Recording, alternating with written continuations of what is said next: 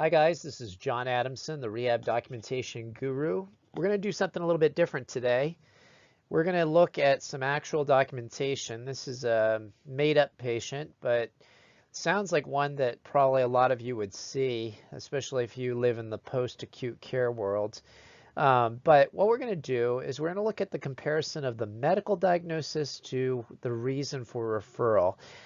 Medical diagnoses tell a story. They tell a story of the complexity of the patient. And especially for PT and OT who are using complexity evaluation codes, if you're doing billing of CPT codes, they tell an important story related to how complex the patient is. The reason for referral is a little bit different. It's for some electronic medical records or EMR, it is a very brief statement. For others, like the kind that the company I work for on a full-time basis uses, the reason for referral doubles as not only the reason for referral, but also the initial analysis statement.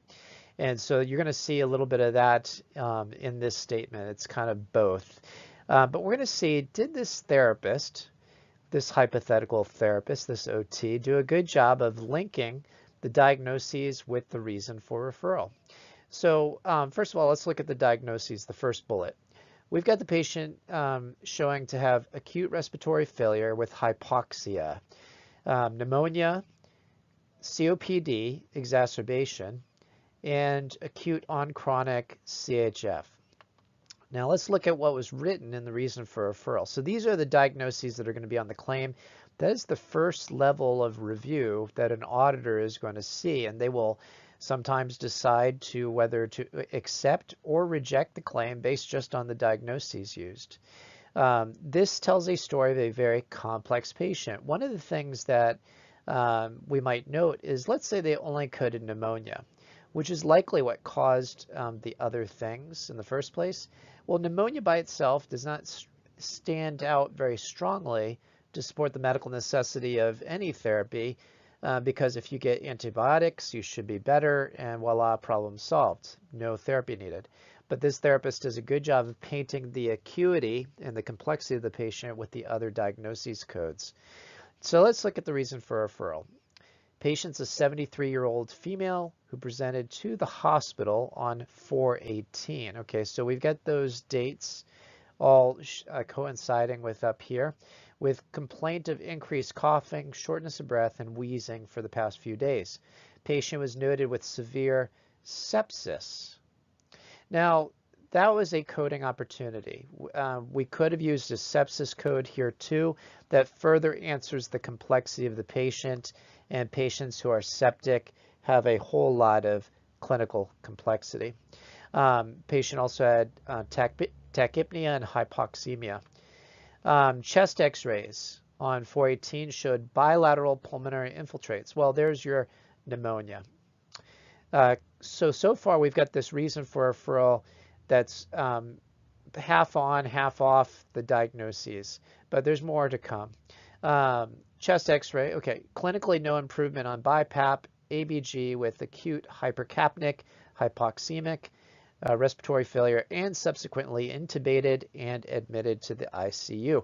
Now that's important because not only was this patient hospitalized, but they were in the intensive care unit. This is a very critical patient. It helps Medicare's reviewers understand this patient had a lot going on. They're telling a good story. Patient was extubated on 4/22, but then re-intubated on 4/29 for worsening respiratory distress. This patient is very complex, and they haven't been very stable. Patient was successfully extubated on 5/1. Patient started on IV antibiotics for pneumonia. Okay, so there's pneumonia mentioned again, and COPD exacerbation. Okay, so now we've got the other inclusion of a diagnosis. Patient is now medically stable. Now this is a problem because I know for a fact that on this eval, the therapist builds moderate complexity evaluation. And one of the minimum criteria for moderate complexity is that the patient must be at least evolving in clinical presentation. If they are stable, then the only complexity evaluation code you can bill is low complexity. So they shot themselves in the foot right there. and referred to skilled OT and treatment as indicated. Okay, one of the things we're missing is congestive heart failure.